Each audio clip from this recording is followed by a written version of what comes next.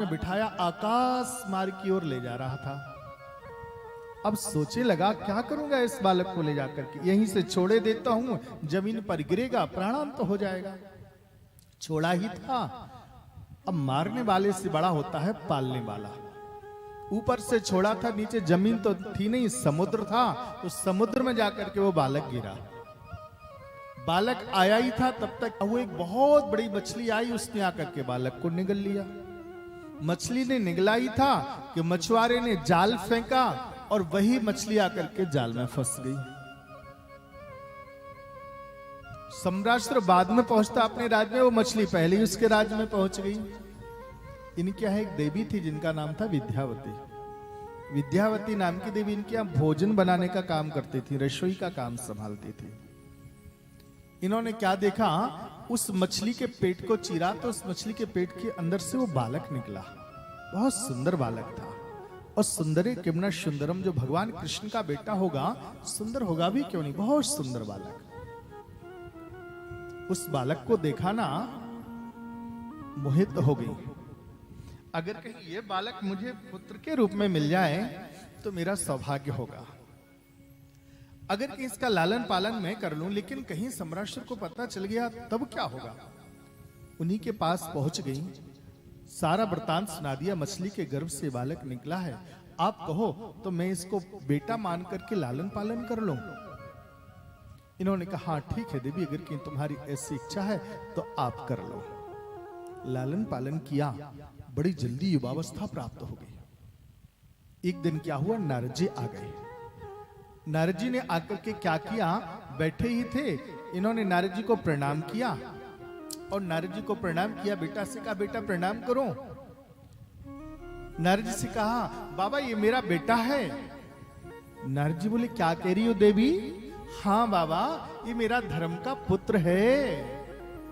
नारद जी बोले राम राम राम राम देवी क्या बोल रही हो। बोले क्यों, तुझे पाप लगेगा। बोले क्यों, जानती हो देवी ये कौन है। बोले बाबा कौन है। भगवान नारायण सुतः संवरेणांघ्रतो ग्राहतो अहम तेधिकृतः पत्नी रतिः कामो भवान प्रभो। भगवान नारायण सुतः, अरे देवी ये कोई सहज बालक नहीं है, ये साक्षात नारायण भगवान कृष्ण द्वारकाधीश का बालक है। बोले क्या उनका बेटा। बोले हाँ। और जानती हो देवी तेरा संबंध क्या है, जिसको तुम पुत्र मान रही है ना, ये तेरा पुत्र नहीं है, ये तेरा पति है। बाबा क्यों मजाक करते हो। नारद जी बोले लगता है कि मैं मजाक करता हूं, पर मैं कभी झूठ नहीं बोलता हूं। बाबा ये मेरा पति कैसे हो गया। बाबा बोले क्या बताऊं देवी, आप जानती हो आप साक्षात रति देवी हो और ये बालक साक्षात कामदेव है। एक बार भगवान शिव के पास पहुंच गया और भोलेनाथ के पास में समाधि में बैठे हुए थे बाबा। उस समय आकर के इसने अपने बाणों का प्रहार किया और जैसे बाणों का प्रहार किया, मेरे भोलेनाथ ने एक बार दो बार तीन बार टाल दिया, जाने दो, लेकिन ये मानता ही नहीं। प्रहार पर प्रहार, प्रहार पर प्रहार करना चालू कर दिया। मेरे भोलेनाथ को थोड़ा सा क्रोध आया। इनका नाम है भोले भाले। पहले बहुत भोले हैं और फिर कहीं कोई इनकी बात को नहीं मानता तो भाला भी बन जाते थे। भगवान ने सोचा ऐसे तो मानेगा नहीं है। जब नहीं माना तो जब से सर नयन उखारा और निरखत काम भयउ जरि छारा। जैसे ही तीसरे नेत्र को खोला, कामदेव जल करके भस्म हो गया।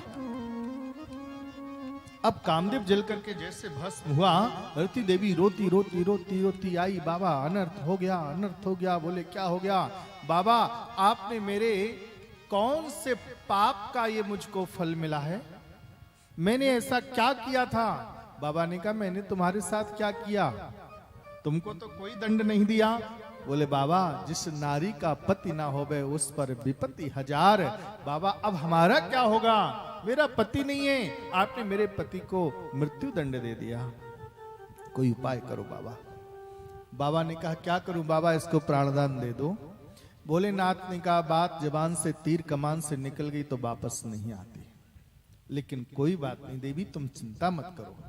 एक काम करो, कुछ समय के लिए थोड़ी प्रतीक्षा करो और यही तुम्हारा पति दोबारा भगवान श्री कृष्ण का बेटा बनेगा और तुमको पति के रूप में प्राप्त हो जाएगा। सो हे देवी, ये वही बालक है। परीक्षित ने पूछा बाबा ये कामदेव भगवान कृष्ण का बेटा बना, इसका मतलब? बोले हाँ बाबा, ये भगवान कृष्ण का बेटा क्यों बन गया फिर? शुकदेव बाबा ने कहा भगवान कृष्ण जब महाराज की लीला कर रहे थे तो कामदेव भगवान कृष्ण के पास भी पहुंच गया दे और भगवान से कहने लगा भगवान हम आपसे युद्ध करना चाहते। भगवान ने कहा भोलेनाथ ने तुमको पराजित कर दिया, मेरे पास भी आ गए हो तुम? बोले हाँ, मुझसे उस समय गलती हो गई थी। बोले क्या गलती? उस समय भगवान समाधि में बैठे थे देवियों के साथ में महारास, वो भी अर्धरात्रि के समय में कर रहे होगे, तब आकर के मैं प्रहार करूंगा, भगवान बच के दिखाना। कन्हैया बोले फिर भी बच गया तो? कहीं आप बच गए ना, और अगर कहीं मैं हार गया तो मैं तुम्हारा बेटा बन जाऊंगा, लेकिन भगवान कहीं तुम हार गए तो? भगवान के पास में एक ही उत्तर था। भगवान बोले तो मैं तुम्हारा बेटा बन जाऊंगा। इसके दोनों हाथों में लड्डू प्रहार किया, कामदेव का कोई फर्क नहीं पड़ा मेरे कृष्ण पर, क्योंकि ये योगियों के भी योगी परम योगेश्वर है, योगी राज है।